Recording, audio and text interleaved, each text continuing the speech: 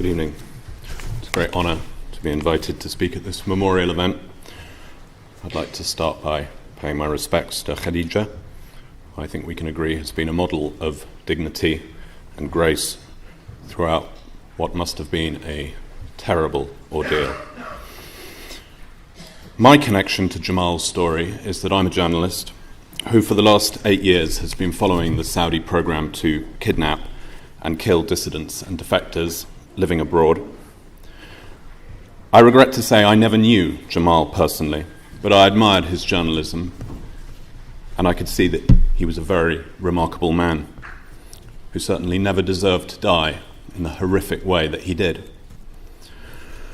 Now it is our solemn duty, the duty of the international community, to stand up for Jamal and make sure the people who perpetrated this terrible crime are brought to account.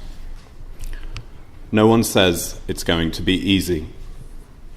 We all know many governments, firms, and individuals have deep interests in the status quo and do not wish to rock the boat. But the wild trajectory of MBS, the dire situation in Yemen, and the terrible impact of the Saudi-backed counter-revolution across the region no longer permits the luxury of procrastination. It is time to side with the right against the wrong, with the weak against the strong, and with the oppressed against the oppressor. It is time to get on the right side of history. For too long we have remained complacent about the injustices the Arab people are facing.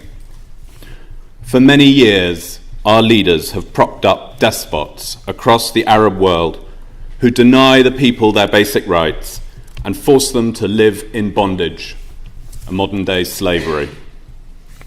This is an evil of colossal magnitude which runs against core Western principles and against the values and interests of the overwhelming majority of ordinary people. This policy has corrupted us and destroyed faith in democracy. It has led to a massive wave of terrorism here on the streets of the UK, as well as in many other European countries.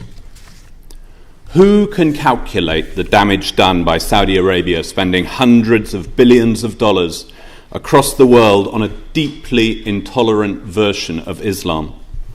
Who can calculate the damage done to our democracy by Saudi corruption in major arms contracts? The most powerful opponents to reform are not just politicians and special interest groups in Washington and London.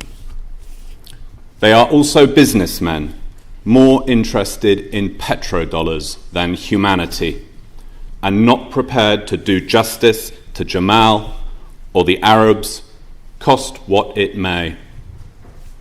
Meanwhile, many ordinary people who know about the tyranny and the war and are against the dictators do nothing to put an end to it. Instead, they sit down with their hands in their pockets, mumbling that they do not know what to do, and so they do nothing.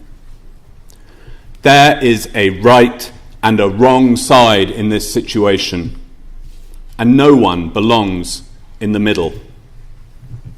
Jamal was slain by a bloody tyrant, a homicide. If you were to ask MBS why, then like all dictators, he would reply to you, why not? This is a man who regards Saudi Arabia as his property, including the people, the land, the history, and everything that goes with it. Like every slave master, he studies human nature, and the nature of his enslaved people in particular.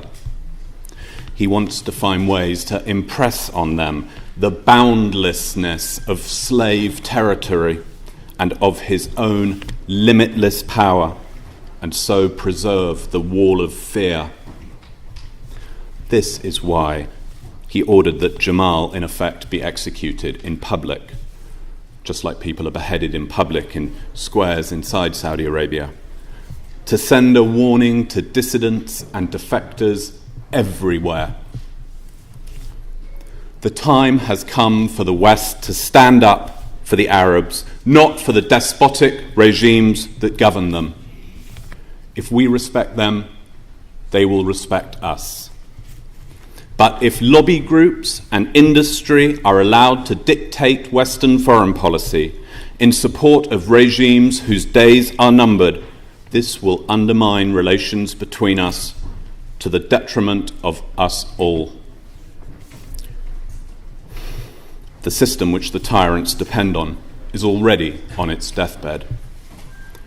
The only question is how costly they are going to make the funeral. Every passing hour, MBS, Mr. Bonesaw, is violating the just and inalienable rights of his own people, and so every hour he silently but surely is whetting the knife of vengeance for his own throat.